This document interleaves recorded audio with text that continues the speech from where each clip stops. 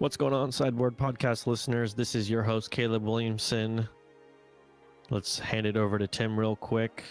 How's it going, everyone?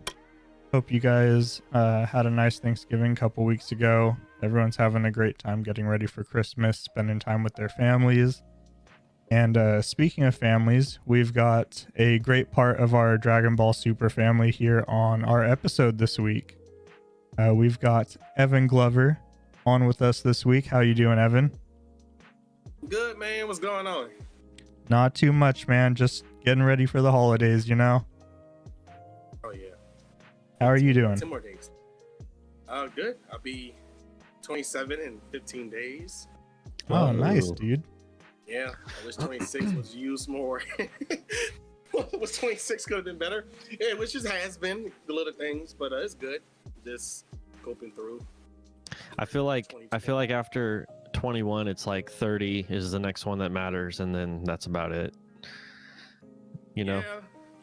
Yeah, because you get, 2021, you could be up to 3 o'clock in the morning and binge watch anime and eat cereal. And now, like 27, it's like I can't make it past 1 o'clock in the morning. Like, Dude, it's hard. I feel that. Yeah, I started slowing down like after 22, 23. I was like, oh my God, why? Yeah, it's weird. It's a weird process because you think you're like that whole Forever 21. I mean, man, you have a lot of energy all the way until about 23. Yep. 24 is like, okay, let's give it another run for 25. And then it's all gone. It's like, yeah, it's all gone. It's like you don't really like people, but you want to like them. Somebody goes, hey, you go, hey, buddy. Today's a great day. You ready for some Dragon Ball? Yeah, bro. Yeah, I'm playing. Yeah, I feel it. Got him. But yeah, 30 is coming. Well, let's enjoy our 20s while Yeah, I think I'm the closest on this call to hitting that. Well, you're 28, 29? 28. That was a good guess. Right on the money. Well, you say closest to 30, so it was like, okay, he's probably 28. Yeah, I guess, yeah. I mean, I don't know. 30s is still good for us. And we don't really, man, we age like wine. So, to us, I like that. A bigger glow. We're wiser. Yep. That's true. It's true. Speaking of that, funny story real quick. Like literally when we hang out, some of my friends, we hang out like weekly. Me and Tim are locals pretty much. Like half the time I'll just fall asleep on the couch because it's like 1 a.m. and I'm like, bro, ever since we started doing it at your house, you never do that. Well, it's because it's my house. You can't fall asleep at your own house when you have friends over. Like, yeah, so we'd all get together like 5, 6 o'clock, and then like by 7:30, Caleb's been missing for 45 minutes, and just like, where's the nearest couch? And he's knocked out. We used to do it back in New Orleans. We'll be me and the homies will all pull up at the one house, and my buddy John, he used to have invite everybody over to play PlayStation.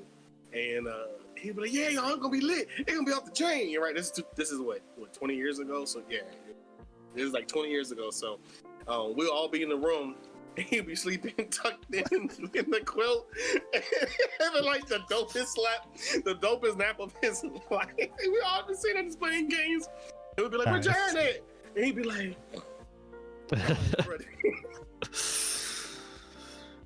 oh man, boy. That's the stuff you never forget, though.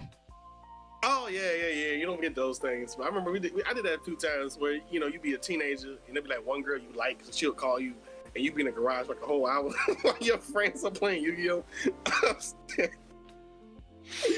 Man, it was a mess. But hey, good times though. It's always good to have that stuff to look back on.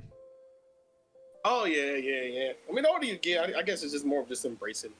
Yeah. Appreciating life more. Mm-hmm. Agreed. Yeah. So just to go over a little bit what we wanted to talk about today, why Evan's here. We wanted to have you on because you're kind of like a pillar of the community, I'd say a pillar of positivity is the best way to describe you. And so we just wanted to have you on to do a little interview and just ask a few questions, get your perspective on a couple of things, and yeah, just give that to the community. So without further ado, we'll just move into our first question, which is how do you keep the game fresh in your like personal play testing? And I don't like to call it play testing because sometimes it's just playing for fun, but how do you keep the game fresh? Well, me and the guys, I have Team Meta Club, but they're all spread out in Houston. So I got some buddies that's actually 15 minutes away from the locals I go to, and I have this little group outside of Meta Club. It's not really a team. It's just that everyone's real close. It's just the squad. Yeah, in a sense, yeah. Because you have Meta Club doing anything, and I'll be there with them. But they always, everyone's busy. Like literally, everyone is literally busy in Meta Club. So, and even with the guys that I hang out with, I did this group called Team Playtest. So we'll just pull up and we'll play test because it's a shop that's literally 10 minutes, but the majority of us are about 13 to 20 minutes, 15 to 20 minutes away from the local. So we just play test a lot, and we enjoy our decks. Like we love the decks that we play, so we get to we get inspired. We play test a lot, and we're constantly just trying to figure out new ideas. So I think that's what keep the game fresh for me, is that we get to be creative with decks that we play and leaders that we play, and then we get to really try them out.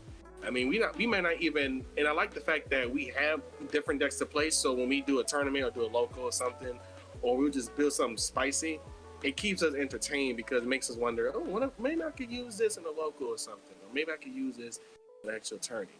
Which I'm glad Bandai gave us so many cards. I mean, you look at the meta, but if you actually sit back and look at the cards that are made, I mean, it's incredible how you can bring a card from set 1 and you can knock out a set 10 card, all because you went to your little big old box, was like, oh, this comment here works. Like, yeah. So right. So yeah, I think that's pretty cool. Yeah, man. Like just imagine getting a hit and you block and you just go tap 3, Kid Goku. Pop your card in rest mode. It's like, what? I know, People play this card? And a lot of times, like, people just aren't expecting it, and that's what wins it for you, Because most people, like, they play to anticipate what is popular, but when you change it up and play those, like, less popular cards, it not only keeps, like, your deck kind of, I would say, fresh or spicy, as people say, but keeps it unknown, Oh yeah, and I like how you don't know, and I mean literally there are times I tell the guys, you never really know what people are playing and what people play in their decks, and I think that's what I think it's the curiosity of the game that keeps it fresh for me. It's like, this guy going to play? What is this guy going to play? Can I, by turn 5 or turn 6, is he going to aggro me? I mean, and then now we're in a meta now, we're in a game now where you don't know what people play. If somebody played a top tier meta deck, broad BR, Majin, Vegeta, well, obviously, okay, well, yeah, this is the meta, but I like those spicy decks where you don't know what people are playing, Yeah, I mean, I see people finish off a player with a 4K blocker, adding choppers, you know what I'm saying? Like, you never know what people have. Like, I seen that my buddy the other day played and did the whole Furthering Destruction Champa, but he kept that blocker there the whole entire time. He did not once used it. So what he did was he swung with the Zeno Unison and did the whole triple strike or whatever with the Vegeta leader, and the guy out comboed the Unison. Then he goes 3 energy on tap. He goes swing with Further Destruction Chopper, Sensu Bean. It was like, wow, and like it was crazy how the player forgot that a 1-drop blocker existed. It was like a mind game, man. It's wild, bro. Dragon Ball is wild. Yep. One of the things I was just thinking about was in like a tournament, I'm always worried when someone plays a random card that I don't know on me, and I'm like, let me read that real quick because I don't know what this does. Mm-hmm. But that keeps it interesting, I hate when they do I hate when people play and they give you this look, like this weird look, like, okay, there's what you could do about this card. And you see them put all their hands like this, and they tap it with such emotion. You're sitting here like struggling, trying to out combo everybody, and they do, okay, how many cards you got in your hand? I got 3. Oh, okay. And they like just do this and do the whole tap it, and they play it down with such passion. You're like, bruh, he just played a Shrouded Mystery Fool on me, dog. I'm gonna have to get hit really bad. Like, oh my gosh. Just slam that crusher ball down. Just slap it down. Yeah. Oh, yeah. Oh, that card stepped on to this day. It's actually one of my favorite counterplay cards. 1 mana, tap it. Yep, nope, not happening. Play a big old meathead. Somebody go, all right, pressure ball. Yeah, I'm kind of glad that I missed that part of the game, because I came in the first time. It was like when set 4 came out, and then I came back a couple weeks before set 6 pre-release, Caleb. Yeah, I think I played like 2 locals before that, so I missed the whole like pressure ball everything era. Oh, it was good times. That was definitely a good time. I wish it would be broken. I wish every color had that. I wish every color had like a crusher ball type in a way. But I remember when Demigrod, the secret rare, was like the big guy at the time. So you crusher ball Demigrod, he was in good hands. You did not want to get hit by that guy, bro. U7 Frieza versus Hercule. It was the spice. Oh yeah. I did my Josue, who's also part of my club. He did that in Dallas. He went against the Real Martial Arts deck, and then I faced my rival Raul Reyes. He plays he's known for playing Toa here in Texas. He we did like a Senpai's it was my old local, did like a whole live stream thing, U7 versus Toa, and I played Awakened Power. He tapped 2 to play the Toa, the 2-drop counterplay one that has Blocker Revenge, and I played Cooler to counterplay his counter. So yeah, it's a full video. And then the second round I coolered him. So I did the whole swing at your blocker, Sensible Bean. He played in that Cooler, and Cooler's actually my second favorite. Nice. Counter, and you draw 2 cards. Card's broken. Won so many games with that card. Cooler is actually very usable in Gotenks these days, and it's such a very disrespectful card. Yeah, I know we've been slotting it into Garlic Jr. Oh, it is a good card, and I like how people don't care about tapping 3 energy. That's the crazy thing. Like, I remember people have 3 energy. I go Sleepy Boy technique, because I'll tap 3 sometimes, and they'll go counter, Cooler. I'm like, why? Let me drop my 2 cards. Why? Like, bro, this is so disrespectful. Like, oh man, bro, this game is crazy though. Yep. But yeah, creativity and curiosity will keep the game fresh. Sorry about that. No, you're good. That was good. Okay, so second point / question is, while you're keeping it fresh, how do you stay having fun and not get burnt out? Well, it's Goku, man. Like, let me kid. Let me stop. I guess it's the fact that I look at, for a while, I did this for a while, where I used to look at the older card games I used to play, like Yu-Gi-Oh! I played for so many years. I let go of Yu-Gi-Oh! In 2017. I just got rid of everything. And I just realized I wasn't really trying to have fun. And I remember when the demo decks from Dragon Ball came out, I remember I was just, well, for one, I was already a fan of Dragon Ball in general. I mean, I've been a fan of Dragon Ball. I always put Dragon Ball at the same level as Pokemon in a sense.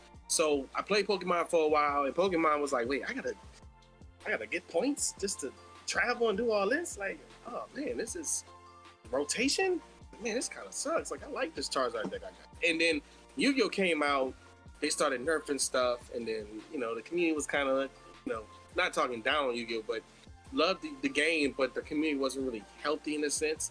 And then I didn't feel like I was gonna get far with Yu-Gi-Oh! So I started to just play Dragon Ball, and honestly, I just started to enjoy just the process of the game, how how we go from either set 1 or the middle of the set, and you kind of like grow as the game goes by, regardless of what set you start at. I mean, you got thousands of people getting into set 11 in Discord right now, saying I just got my first deck box. So I think that's so cool to see people try to, they're starting off at a certain set and they're trying to grow off of that set, off of that game. So that, for me, I think that's what keeps it fun for me. And then is being able to really enjoy Dragon Ball, enjoy the hype and stuff, enjoy the cards, the artwork. And like, it's just a different energy that I can't even explain it. But I will say that it's more of I feel like when we play this card game, it's like an anime. I feel like we're in an anime in a sense, and it's like there's a lot of stories that's being told in this game. I mean, I was telling the guys the other day, what we do at the locals and stuff, that's somebody doing the exact same thing on the other side of the world, and I always thought that was pretty cool, is that we get to really explore this card game, because you look at, I remember when Bandai had me reveal the Giant Forces a while back, and I remember just, they had me look over this agreement sheet and stuff, and I remember looking at all these cards and stuff and just thinking like, dang, 20,000 people in this community waiting for draft box, reviews to come out. There's 20 people. That's people are waiting to see these cards day by day, and I think that was excitement for me. Is that, holy crap? There's people all over the world looking and waiting for these cards to be revealed, just so they can put them in their decks. That's wild. That's insane.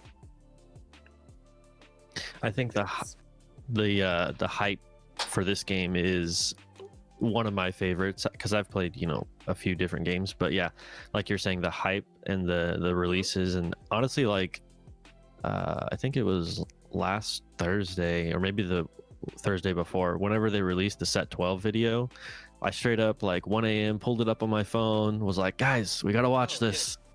We always do that. We were getting ready to leave your house too. It's like, can't see, but yeah, it's like the videos just make it for me, honestly. Like the hype, the videos, the energy that goes into it makes it really fun. Oh yeah, I like the whole, you look at the game, because a lot of people, like a lot of my friends are outside of anime and stuff, they're starting to understand like why like Dragon Ball, or why people like Dragon Ball so much. But that video with the Dragon Ball Super card game, that's when the whole yeah. Brain kicks into maximum overdrive. Yeah, it's like rejuvenation. I'm like, oh, and I feel like we watch it like we're these dedicated, like we're in war. We're sitting here watching it with such passion. Like we're gonna process this because we have a game to win. It always Bro, feels like we that every paused set. and screenshotted like everything possible to try and zoom in and see what everything did. Oh my gosh! When Universal Onslaught came out with new U7 stuff, but I would screenshot everything. I was like, man, what this say? What that T? This a tournament power arena? Yo, it's a TOP arena. What that say? But with this one here, I know Anthony Abraham shared it, but when they had the Lord Slug with 20K unawakened, I was like, yo, is that Awakened? So me and my friends was like, nah, bro, that's Awakened. I'm like, no, that's not an Awakened leader. It has 20K. They're like, nah, bro, it's Awakened. I'm like, nah, homie. Nah, bro, that's a Lord Slug, bro. Like, this ain't good, dog. This ain't good. That's the first card that's making us go. Let me keep the 20K real quick. Yeah. But definitely hype. The videos are definitely fun. Just think we're all eating mac and cheese by the trailer.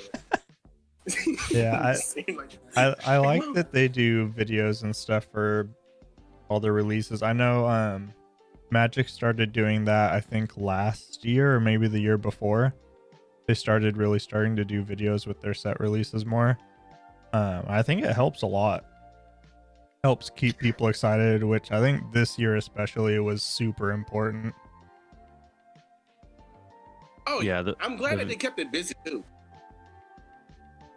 Yeah, right. I mean, there was a stretch of a few months where it was just like, oh my god, is it gonna stop?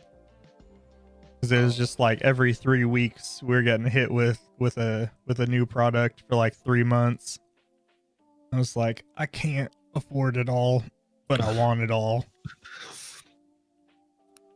I mean, it's a good anniversary problem to box have. was wild. It gave us some hope. I mean, it kept people busy though. Oh yeah, absolutely. Yeah, I'm just like the videos make it for me. Honestly, it's just so hype. I love it. Oh yeah, you get to rewind it over and over again. It gets scary for me. 'Cause I need to, you know, I want the team to victory strike people, but what he sets prevent me from doing that. With all the Sometimes my friends, I'm like, I don't really want to hit my leader. It's like, two. But when I saw Rejuvenation, everyone was like, yeah, Rejuvenation, yeah, 12 life. I'm like, perfect. But no, it seemed like the game is just. But you know, what it's so crazy about this meta is that sometimes it could go up and down. So, but I mean, even with this set, I'm excited, man. Like the whole Xeno Gogeta and stuff. I'm thinking about running that deck. That looks really. Oh, excuse me. That looks really fun. It does look cool. I think I'm gonna be playing that one a lot more though.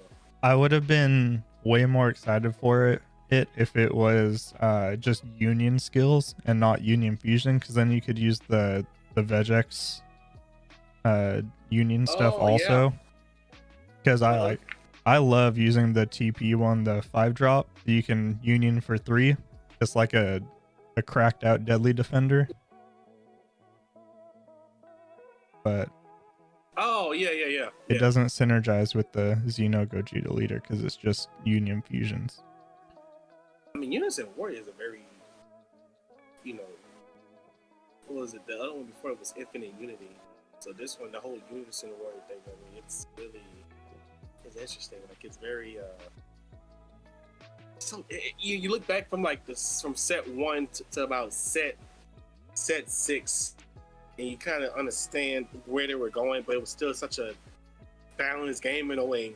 And then, you know, but seeing how just the change of unisons, and I mean, you would have, like I said, you would have told me 3 years ago, 2017, when we got the Soul Striker starter deck from Galactic Battle, you know, all you did was just go swing and leaner and double strike, you know. Now it's like unison, all right, swing again, and now you have leaders. Like when the whole Vegito and Gogeta combination came out for the starter deck, I thought I was brilliant.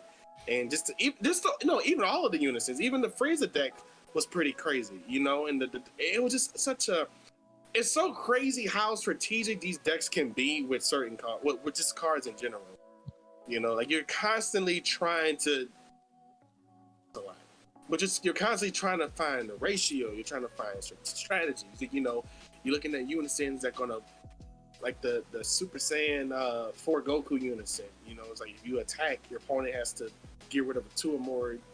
Yeah. That's like you have a 5-drop unison that says you can't attack me unless you do this. It's wild, man. Like the Vegeta ramp.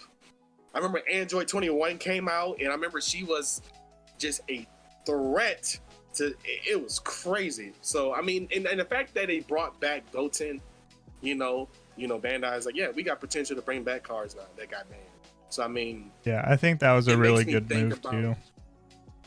Oh yeah, but it makes me think what they're going to do next, because this set comes out, there's going to be that one player who's going to find out a way to make this deck. Yeah, we got to constantly adapt to these decks. Set 13 is around the corner, you know. So, gosh, I'm so hyped. I don't. It's really wild. Got me thinking a lot now. Like, let's see. We'll see. Never know what's around the corner with Bandai. Yeah. They're probably right now. Just going. This is going to be great. All right, so we're gonna take 2 minutes because we talked about this before the show started. Yeah. But we got to talk about mac and cheese. Yes. Okay. What kind is the best?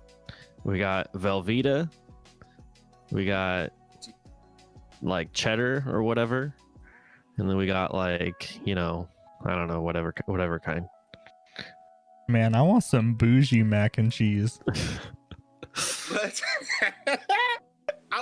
like 9 cheese, Yes. Asiago, whatever. Gouda. Get some smoked Gouda in that mess. I don't know what it's called, but I want the one like back at church when they used to have like, it was always that one Southern Baptist sister in the back in the kitchen going, "Baby, it's ready." Had that big old silver foil pan Bro. with the thick noodles with the cheese on that, boy. You know what she put in there, but all you saw was cheese. It was cheese and salt. And I remember, boy, it'd be like that big batch, and she would walk in, she'd go, "Yes, Lord," and put it on top of the tray, and she'll pull the tray off, and everyone be in line after church. Oh man, and she'll get the spoon, boy, she'll dip it in, and like you see all the wave of the cheese is go into the spoon, Yes. and then they pull out, and they kind of dump it on the plate. So it's like it's mac and cheese, and it's like here, baby, here you go, baby. How much you want, baby? Here you go, baby. All you hear is a blap. Yes, you hear the giant slap. That's what I like. Oh man, That's I miss when those you days, know man. there's enough cheese, is when it slaps your plate. Oh yeah, bro. She say, I remember she would get like little cheese juice in the bag, and she'll go, "Let me know if you want some more." And she'll pour it on the top of mac. Oh man, I miss those days. So good. Damn, man, I be reminiscing on mac and cheese. I But know. yeah, if I had to choose between like Life and Velveeta mac and cheese. or like go to the store, buy a box mac and cheese, or like I'm gonna take the time and this is gonna be super bougie. I want that one. I want that one. Because you know that one's gonna be fire every time. Oh yeah, Velveeta is, man. Like my dad liked the skinny strain. I like the thick ones, like the thick noodle ones or the Velveeta ones. You get some chicken wings, get some greens on this. Now I'm hungry. Bro, hot wings with mac and cheese? Yes. Bro, fried wings and mac and cheese. But you know how good? That's like the perfect meal for me. It's Mhm. broccoli, fried chicken wings, and mac and cheese, and some Kool-Aid. Like that's every time my mama make that for us, I would just sit there and just assess and make sure everything is perfect and right. Cause I won't be able to eat this the next day. So I try to take it all in. Oh yeah, man, yeah, bro. I'm gonna get some tomorrow. Broccoli with mac and cheese, or like anything hot and cheesy, is underrated. People don't give it Agreed. enough credit. People too busy eating sandwiches and dinner plates from TV dinners, watching Netflix. Like their girlfriend would be like, "Babe, I made you mac and cheese." "I don't want that. I got a dinner meal. I'm playing. I'm watching Pokemon. Thanks, though. Love you, honey." Like, no, what are you doing? Somebody's gonna appreciate that mac and cheese, and you're gonna end up regretting it when she leaves. Yo. They just need to give us a call, and we'll be like, "All right, we're on our way. We'll get some mac and cheese. Don't worry." Yeah, I will drive That's across actually my town for some homemade mac and cheese. I used to drive out to the Cole, me and the guys. We would drive out to Panera Bread. Bro, Just to- Panera's just to- mac and cheese is so good. It's amazing. And there was one guy. His name was Mario. Literally, we'll wave at him in the bag. We're like, "What's up, Mario?" He'd be like, hey, you know, just stirring it up. Give it a little Like hookup. that, hey, my plate, hey. Boy, he'll come out. He'll do it for himself, you know, and he'll put it on the bowl. And sometimes he'll put in the little brown little pot thing and open it up, and it just man, during the COVID. But yes, Yo. I agree. Yeah, there's a Okay. lot of food that I can't wait till COVID's done. We can go back to ramen shops. Oh, We're supposed man. to be talking about Dragon Ball. We're not talking about food. I'm hungry. Hashtag. Hey, This I isn't mean, about food. Goku The eats entire for like reason- half of the episodes. and the entire reason Beerus didn't destroy Earth was because of the food. That's so true. That is actually true. That's crazy how food. I mean, come on. the guy of destruction was like, "I'm gonna destroy everything." He was like, "Man, this cake is amazing." That would have happened a lot faster if Bulma had just gave him some mac and cheese, though. It's so crazy how you can shoot beams and change your hair color and fight these rats. People dress purple long rats, and you go, "Hey man, you know what? I'm not gonna kill this world. You got some ice cream? All right, bet. Yo, let's roll out." Like, wait, what? Like what? What? Like, you know, and it's so crazy how Bulma is cool with a god destruction, bro. You cool with a deity because he likes ice cream. It's wild. Quick hot take on the ice cream. Because we used to go down to the Baskin Robbins next to my old house, like in the middle of place testing sessions. Are you a mint chocolate chip guy or no? That's on a good day. Okay. I'm a That's cookie acceptable. and cream guy. Cookies I'm and a cream cookie is and cream fire. guy. Is cookie and cream is good, but then when it comes to cookie dough, Bro. it's like when you go on. I use this terminology is that when you hook up with Cookie Mint, it's like going to the club. So you go see Cookie and Cream, it's like that girl at school that you like in the classroom. But cookie dough is like, bruh, she bad, bruh. Cookie dough is next level. She's like that one professor you want to date in college, but you can't because you a student. You're like, dang, bro, cookie dough is so bad, bro. Like, yo, like cookie, but and then every time I get cookie dough, I'm very picky, so I get it. It's on like a really good day. If I had like a really good day, I have a lot of cheat days. Just my trainer gives. Hey, gotta have a couple.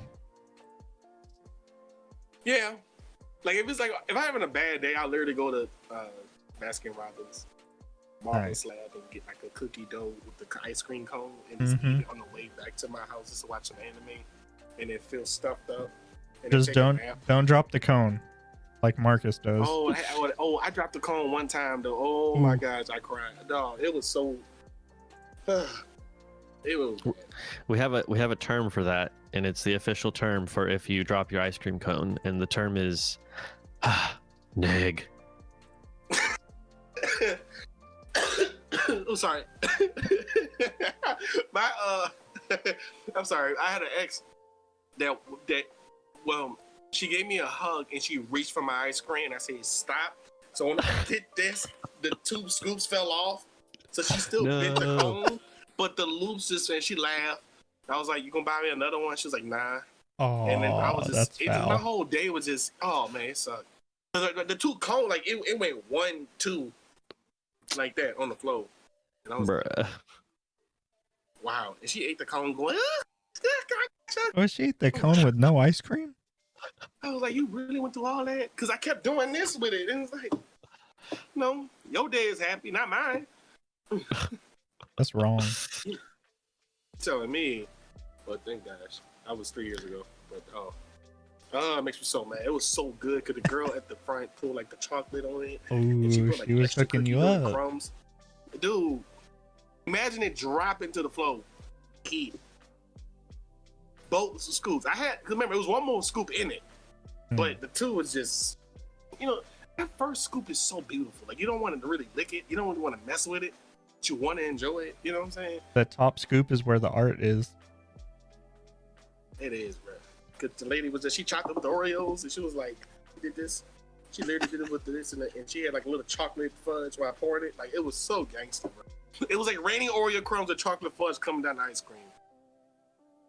I'm gonna have to record a video of that happening in slow-mo, and then I'm gonna send it to you. Yeah. Oh man, you can make me want to get ice cream. Next week, bro. I'm going to Baskin Robbins next week for sure. Nice. I'll toast my next milkshake from there to you. I bet. Whatever, instant transmission over there, bro. I'll take your ice cream. You be like, this is forever. I'm be like, ha ha. Like, dude, he just took my ice cream away. Dude, did he just teleport and take my ice cream? Yeah, I'll make sure it's cookie dough for you. Cookie dough. I got you. Oh man, appreciate it. All right. I think before we hit the next topic, just real quick before it gets too far into the episode, just a quick shout out to our sponsor, MadtownTCG.com.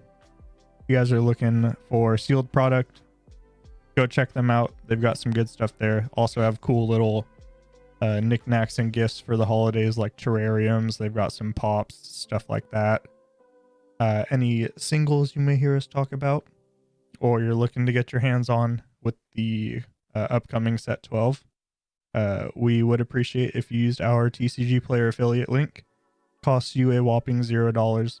Helps us out a whole bunch with that little kickback.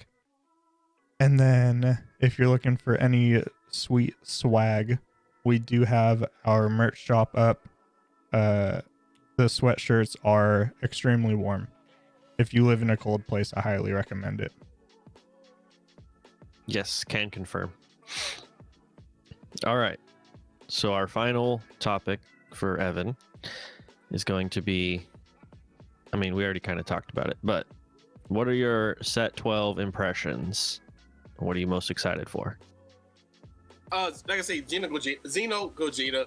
I saw some of I saw the trailer. I saw a few of the cards, but like a lot of I actually got to go back to the group chat. I've just been binge watching TV because of quarantine. But I'm actually going to review some of the cards tomorrow. But I think Xeno Gogeta was pretty fun. I did see the new support that Toa got, Doc Brawley got. A lot of the Lord Slug. To see a lot of the Xeno cards come, the Turtles come back. I think a lot of people was happy to see Turtles as a character. So I thought that was really, really, really cool. So it the set that's coming out, it makes me think that I also like the champion, the ultimate decks that Bandai made. So now you could get an ultimate deck with 51 cards and stuff. But I think that's cool. the Toa Xeno deck is the ultimate deck. Yeah. I'm pretty sure.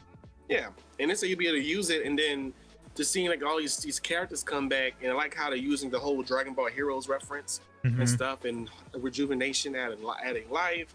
I think that was a very smart decision though, because just to see how much pressure this meta is with Majin Vegeta, Doc Brawley, with the Brawley BR, the red one, Brawley Swap.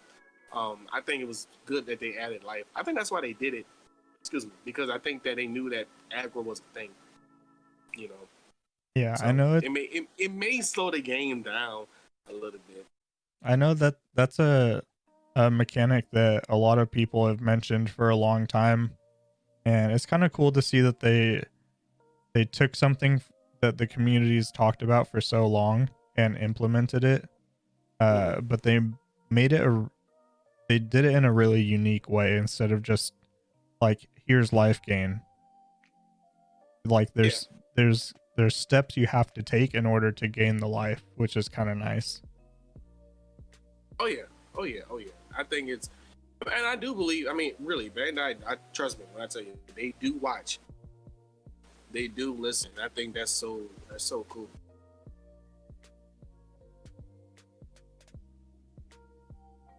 They were telling me when I was talking to them, they were telling me that the people who do Dragon Ball Heroes, they exchange ideas and inspirations from each other. Next, they carry two offices, so they both for it. One's doing the series for the Heroes short, and then the other one's making cards, and they are taking using ideas and stuff. And I just think it's so creative, and that's why I think this game gonna go far, because it's such a this game bring people together.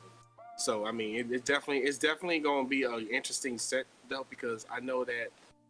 I mean, rejuvenation, I think, was to mainly slow down the aggro and also slow down the whole burn engine with like the Gohan or the Invoker. So I think it was a way to just give players a chance to really go further into the game, So I mean, and I told my buddy that I think that they're trying to do a turn 6, turn 7 route, like how it used to be back in the day, like back in set 1 and set 2. Well, I'm sorry, set 1 through set 4, you would have a turn 5 and turn 6. A lot of people like hand instruction could be problems going against Reboot Gohan. I mean, so a lot of cards are like the new Janimbo card that came out that said when you counterplay it, your leader can't swing again. I think your leader can't attack. I mean, they got new cards coming out, and I think that was just to show that okay, we got to slow the game down just a little bit. They went too fast. But yeah, I feel like we're in a place now where everybody's just like, what can I do that's the closest thing to Storm, and how efficient can I make it? Yeah. I mean, Caleb knows that like every time I build a deck, that's my goal, is like, how fast can I actually make this? Like, how far can I push the envelope without it being so inconsistent that it just doesn't work?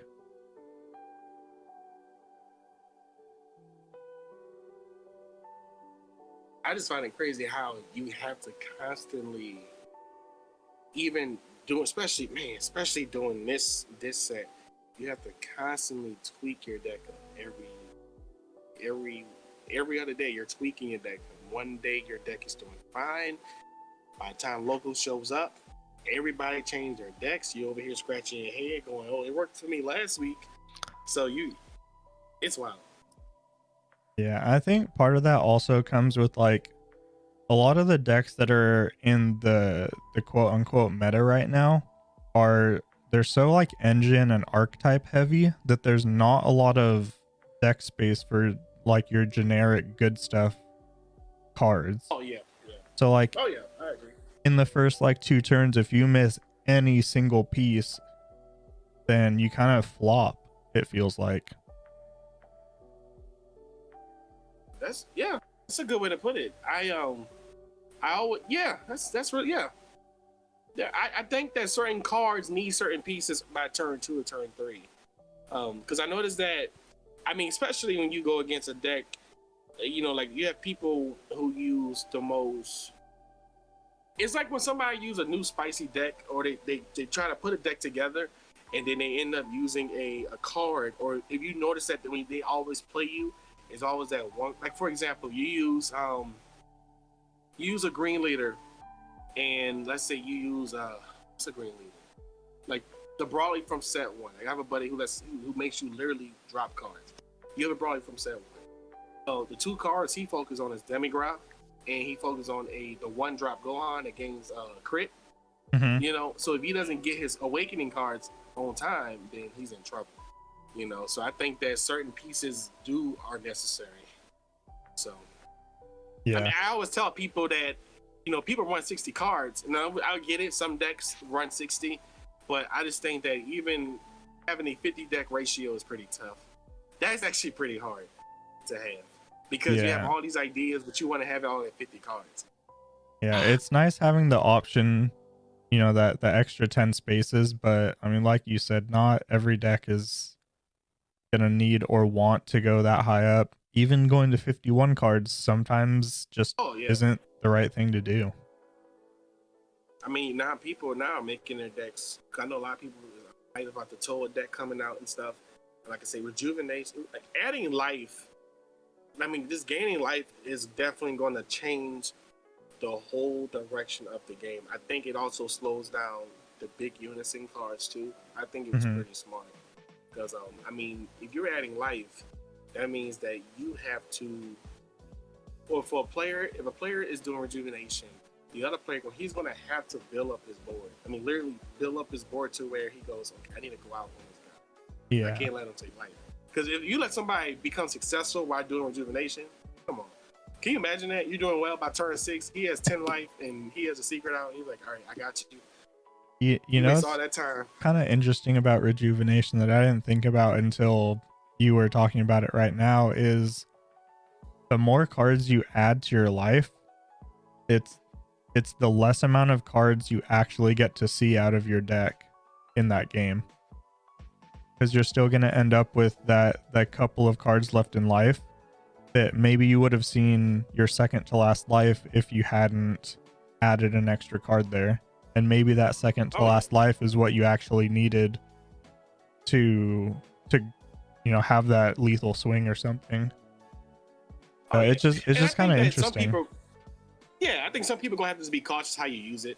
I mean, I think in the beginning, a lot of people gonna get excited about going, "Oh, I'm adding life to my deck and stuff." But it's gonna be that one player that's gonna go, "Okay, well, he can't add that much life because he needs some of his card."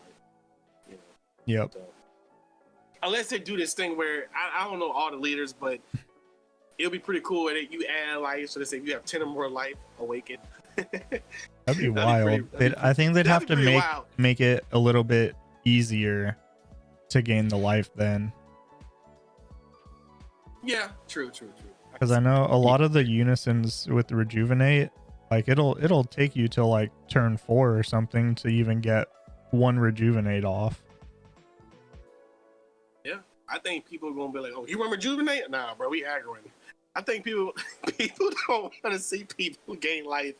I don't think people want to see that happen. Yeah, we bringing Connect 4 back.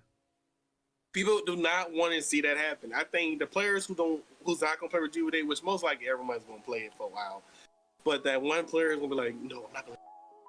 No, I refuse to." I'm telling you, bro. Yeah.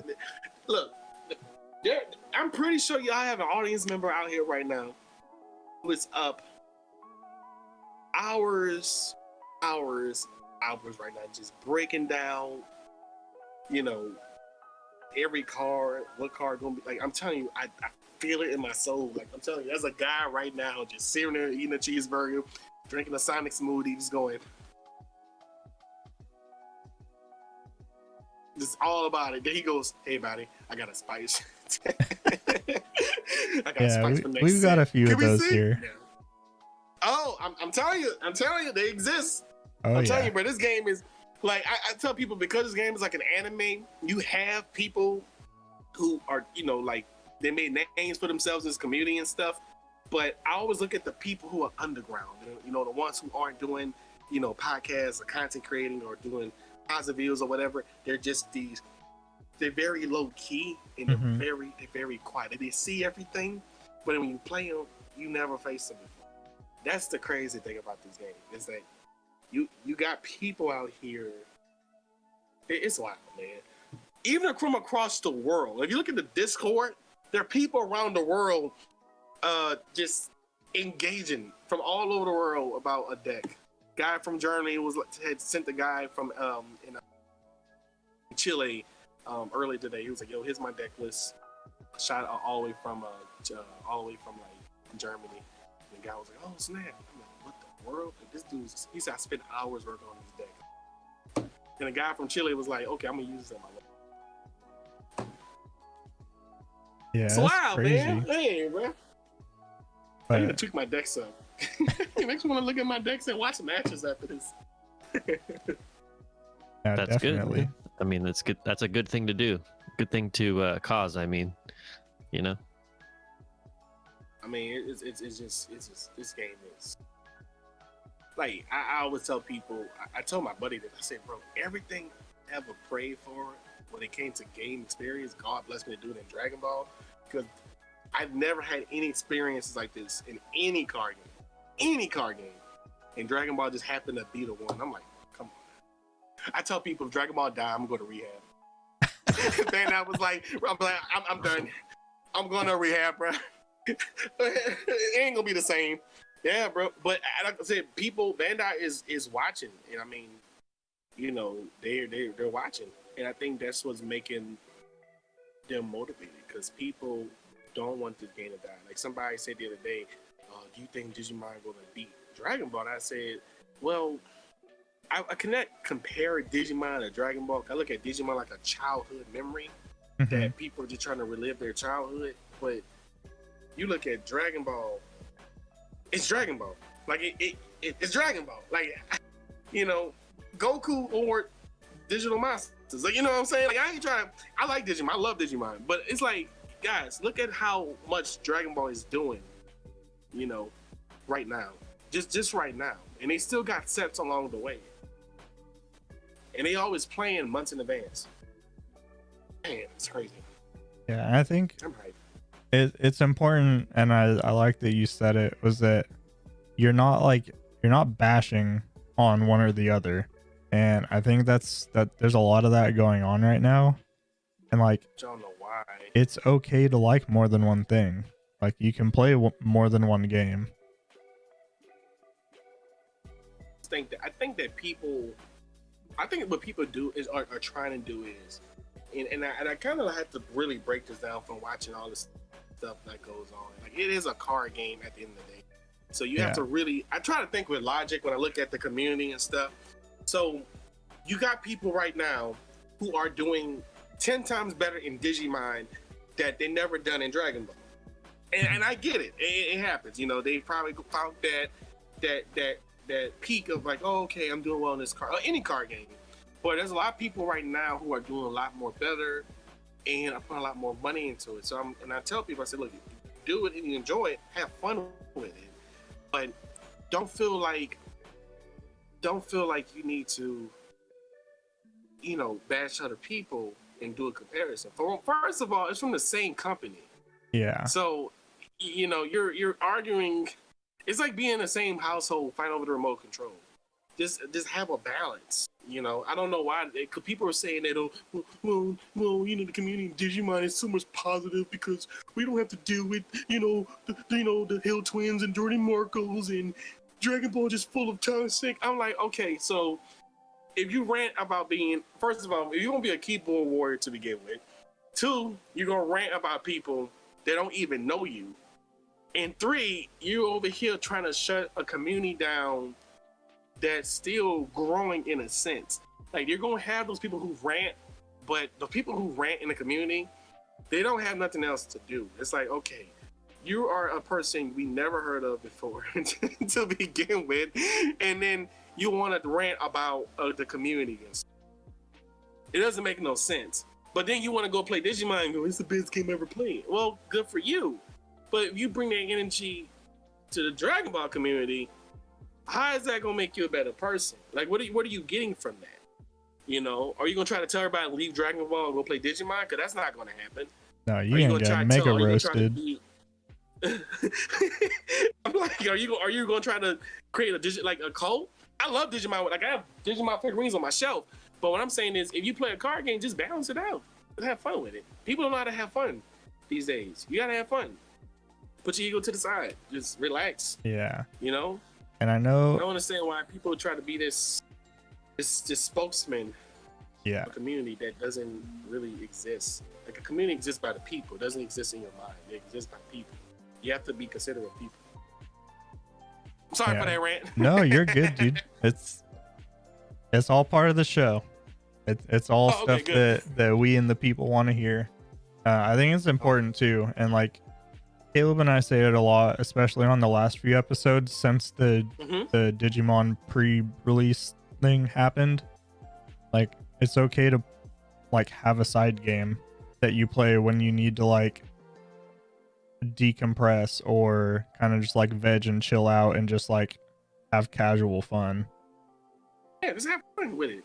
And I tell people too, I tell other players that message me, I say, look, if you want to take Digimon seriously and don't spend any money on Dragon Ball, don't sell all your You know how there are people that will sell all this stuff, and I get life happens, but if you get rid, I told a guy this the other day, I said, if you get rid of all your Dragon Ball stuff and you're playing Digimon, you got your money from Dragon Ball, you invest into Digimon, good for you, congratulations. But what happened when a set comes out and that new set supports all the old stuff that you sold? And the value of that increases because you're so caught up in this illusion that you didn't take time to go, you know what, let me just hold on to some of my stuff and it's focused on a few decks. Now you got to go struggle and stuff. And what if nobody don't want to buy Digimon? You know what I'm saying? Like, we know that Dragon Ball is doing set 12, set 13. I mean, Dragon Ball ain't going nowhere anytime soon. But what if they discontinue Digimon for a while? What if Digimon is the only set? Because it's hype right now, you know? And I mean, it's just common sense. I'm thinking about buying a Digimon deck, but I mean, you got to just make a balance. People need to find balance because, you know, they try to do a comparison with both card games, but I'm like, they both made from the same company. Like, I don't think Bandai made Digimon just so they could fight. Get those Digimon players fight Dragon Ball players. That doesn't make any sense from a business standpoint. Yeah. Bandai had 2 kids. They had the oldest son is Dragon Ball, and the second oldest is Naruto Boruto, and the third oldest is Digimon. So it's like Bandai's a mom and the dad, and they got 3 kids. It's like, why are y'all fighting? Y'all siblings. What y'all trying to debate for? That's how I look at it. Bandai is a parent. Yep. Either way, they still get your money. I mean, you might as well be happy about it. There's no point in beefing over it. I don't like Digimon. I don't like Dragon Ball. Well, Bandai's like, look, just give us your money and we will work it out. Yeah, they don't care which one you like as long as you like one of them. We know your feelings are strong, but just we want you to just pay us. We'll talk it out. Yep. But I mean, as long as the community just stays busy with the game, that's all that really matters. In a sense, regardless of what card game you play. I mean, I got friends who are playing Yu-Gi-Oh! And they're slow to get into Dragon Ball. I tell them, I say, look, just, you know, you have, like, this guy, one guy was playing, he had a set 6 deck, Destroyer King's deck. And I mean, obviously I'm running newer stuff. But he said, yo, my deck I ran was a Gotenks deck, but I had more victories. But he didn't care. I didn't care. He said, man, come, let's keep going. Let's do this again. Let's do this again. I'm having fun. Let's do this again. He didn't care. And you get more players like that in the community, it could be more positive. Yeah. I mean, be competitive, but if you're just having casual fun, don't take it seriously. Just have fun. Relax. You know, ask questions, make friends, you know, follow content creators. listen to DBS podcasts, just get knowledge of the game and have fun with it.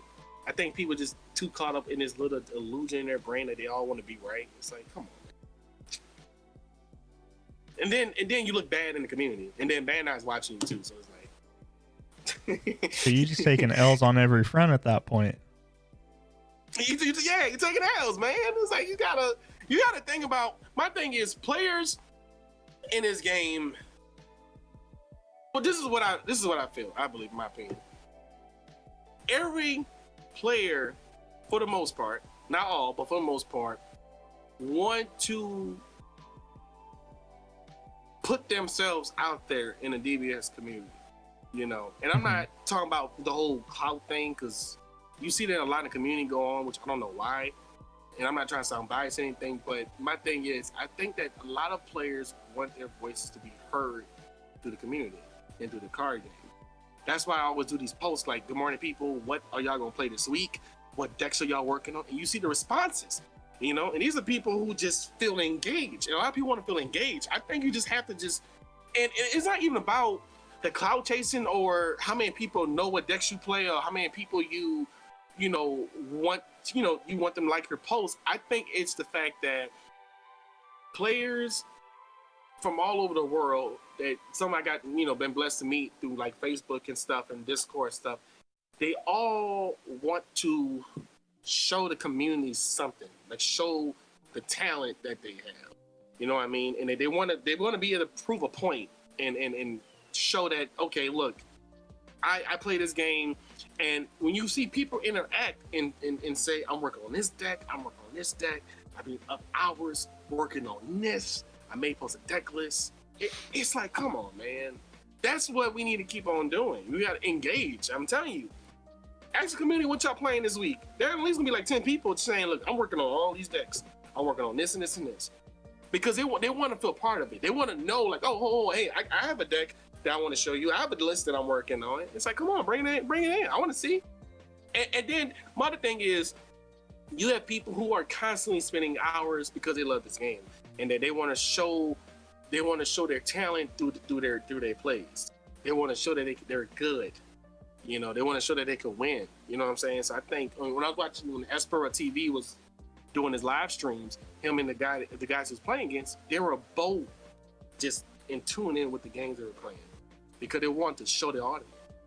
That's why people love, watching people play, because you get to see it. So I mean, when people are trying to make a point in the community, do it where you're doing it for the game, not for your own personal. I feel like a life coach over here. It's like, all right, players, let me tell you how to be happy. New series for the podcast, Life Lessons with Evan U7. Life lessons, like, listen, you want to be able to be happy, get some katana sleeves. Yes. You want to foil your deck out? Read my book, chapter 6, how to unfoil your deck. You want to, like, having trouble having commons in your deck? Throw some Pokemon cards. I just want people to have fun, I mean, I think I think it's easy for people to forget why you play this game. It's like, you don't, like, why do you forget? I mean, it is shiny cardboard, but it is a lifestyle. I think Dragon Ball is a lifestyle.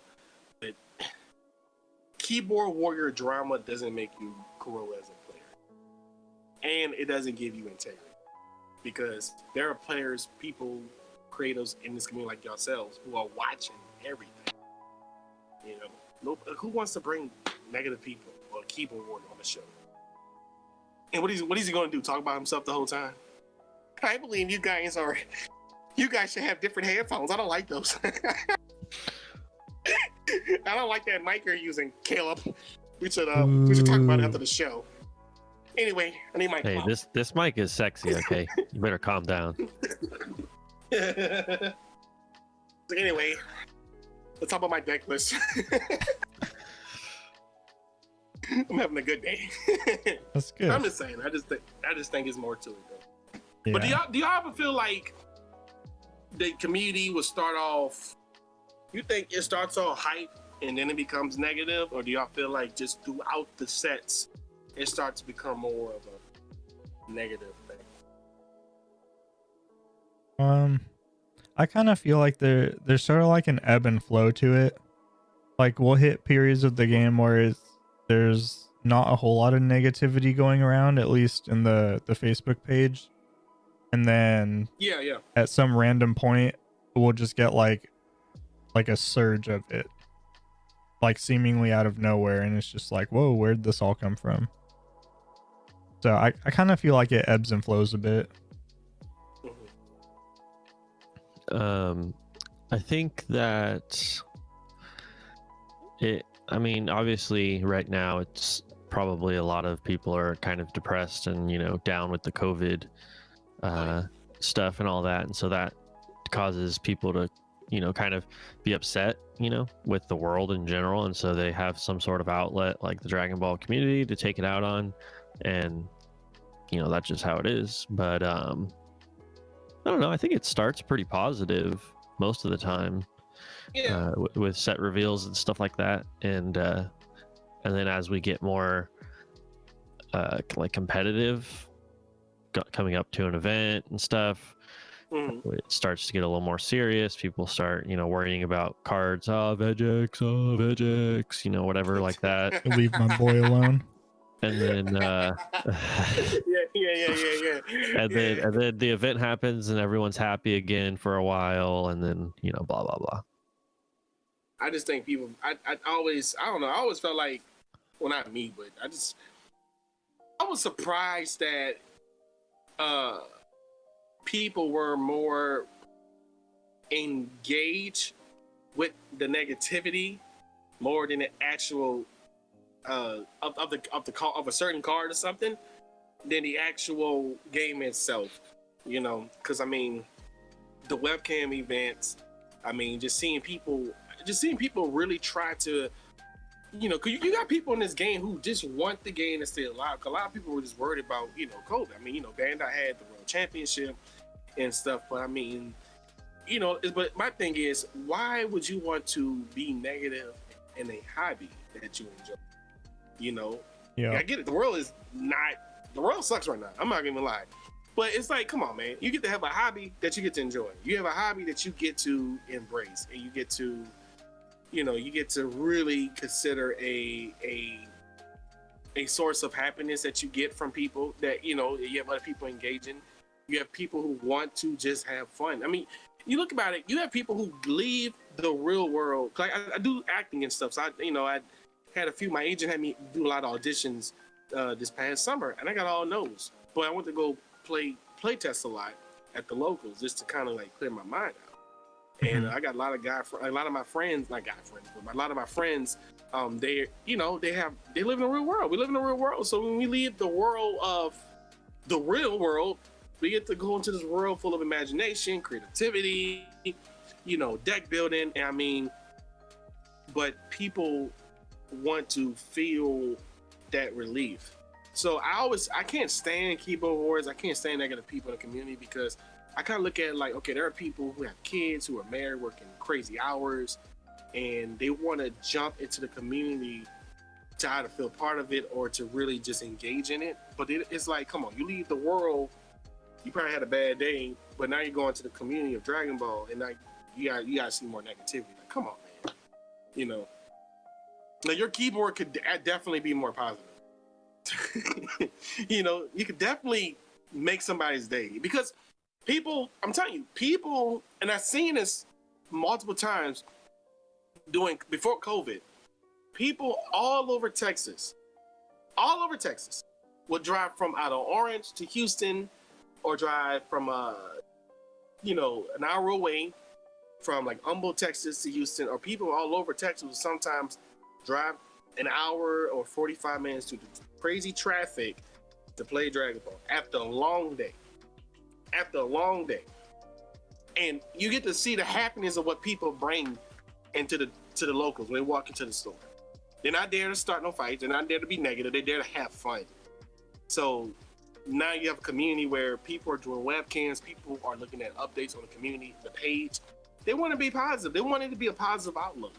They want to it takes stress away from it. You don't want to add stress to more people. you know. Yeah, definitely. I don't know if you have anything to add, Caleb, but I think that might be a great place to end it on. Yeah, absolutely. I think So in essence, kind of what we have touched on for the majority of the episode is That was long. I'm so be sorry. no, you're good. You're good. Every Okay. episode's got a different length, honestly. We try to keep it to a certain time frame, but a lot of the times we go over that anyways, so you're all good. Wait, how Especially long- with how long? guests. We try to make sure that we can enjoy the time we have with our guests and get a lot of good content out and have some good talks too. So I kind of like having the guest episodes be longer anyways, personally. yeah, but we do need to wrap it up. So Evan, we appreciate you coming on the stream. And then guys, much. just you're welcome. And then just guys, remember, stay positive, stay active, stay healthy. And this is then- the Sideboard Podcast. Hold on, Tim has Caleb, something to real say. quick. Evan, is there anywhere or anyone you'd like to shout out before we close out, your local or your group, anything like that? Feel free to. Shout out to Senpai's Cards and Anime. They fortunately had to close down their store because of COVID, but they do have their they sell singles DBS on TCG. So yeah, definitely support them. And then shout out to Galaxy Gaming. We do local streams and stuff on Wednesday nights, and Meta Club and Team Playtest, which is my group of friends I hang out with. What else? In the community, shout out to Bad Guy too for listening and engaging with us. So I think that's it. And be safe. Don't get COVID, please. Yes. Stay alive. Be safe. Eat your sensu beans because you gain plus 5K to your. I'm done. I'm sorry. All right, let me stop. Awesome. Well, we appreciate having you on, Evan. It was great. We'll definitely Thank you. try to get you on for another one. It was a lot of fun. Oh yeah, appreciate it. Let me know. Yeah, absolutely. Caleb, you want to sign us out here? Alrighty, for reals this guy. And for reals this time, guys. This is the Sideboard Podcast checking out. See ya.